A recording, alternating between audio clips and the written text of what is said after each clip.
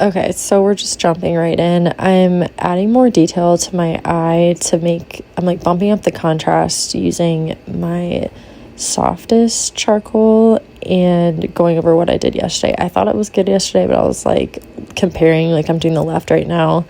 So once I was done with that, I compared it to the right and it was a little bit drastic. So if you'll know when you're done, like it sounds so weird, but like your artwork will let you know when it's time to be done. And yesterday I was so proud. I was hyped. I was like, look at this portrait. And then today I was like, oh my, I spent hours today like doing all the detail work to make it just more realistic and accurate to the reference. So as you can see, I like to blow that baby up with the reference just so you can see like every tiny little detail. The more detail oriented you can get, obviously the more realistic it's gonna get.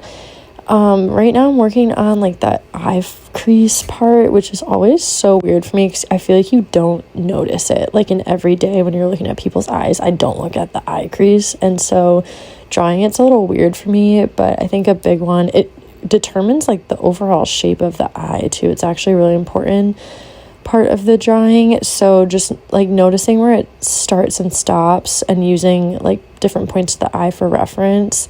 Like with this eye I'm working on right now, it stopped just short of the edge of my actual eyeball, so I had to like go back and fix that. Also, pro tip, I do my drawings in graphite first, but sometimes I get a little too crazy and go darker with the graphite than I want to, and then it makes like a weird effect with the charcoal. And I've noticed that with the hard charcoals, I was like hitting a wall almost because it has like that weird glare. Like you can even see right now, it's like weirdly glaring.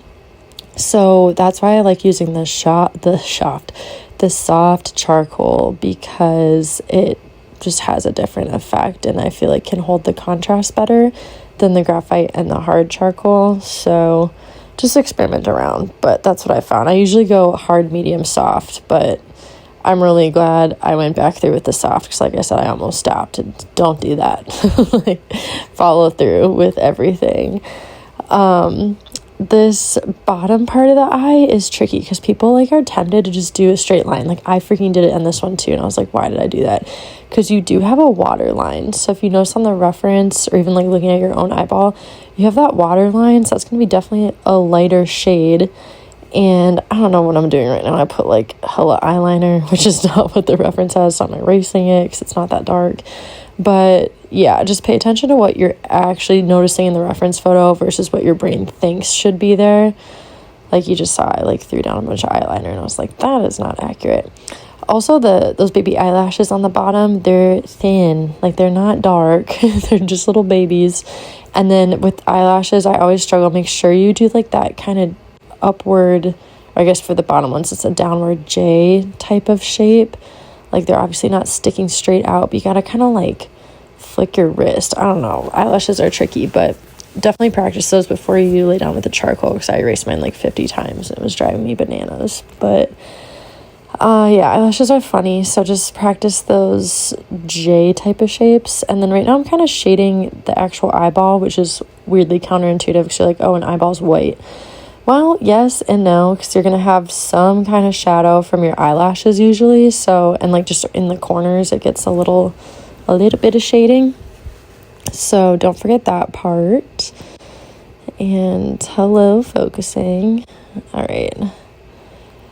And then now we're actually into the iris. So this is tricky. I have green eyes, obviously. So there's like a thin outline around the outside, and this one's important because it's obviously like a perfect circle, and me being a perfectionist, I like it to look like a perfect circle.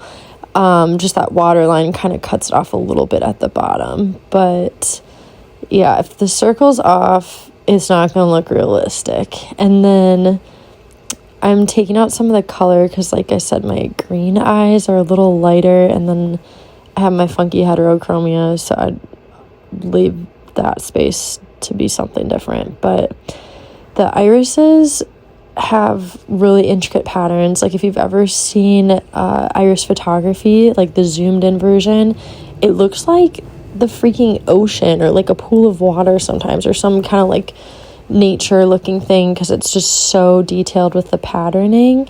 So you don't want to ever just like shade it all one thing. Like throw a little, even if the patterns aren't like exactly like the reference, just throw a little something in there to make it look like an actual iris. And even brown eyes, if you like zoom in on the brown, there's patterns within it. I can almost guarantee you, unless it's like super dark brown or something, but most of the time irises will have little spider web type of patterns, so it's good to pay attention to those.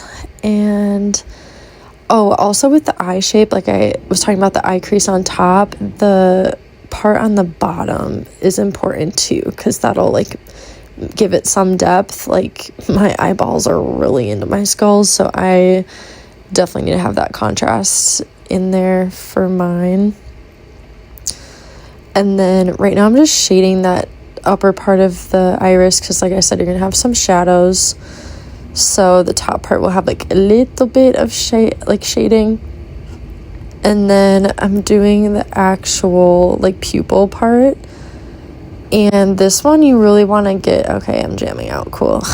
This one you really want to get the light refraction in there, and to make it pop, I'm using my electric eraser because you want that white, like it's direct light reflecting off your eye. So the whiter you can get that, the more realistic it's gonna look.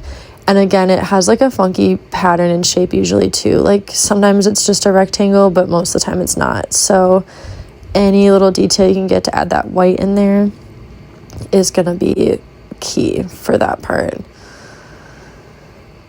So I'm using my all kinds of erasers. Look at that lineup.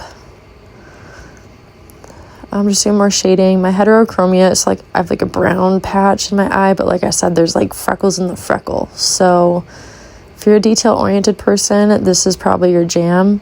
Me, only with art. In life, not so much.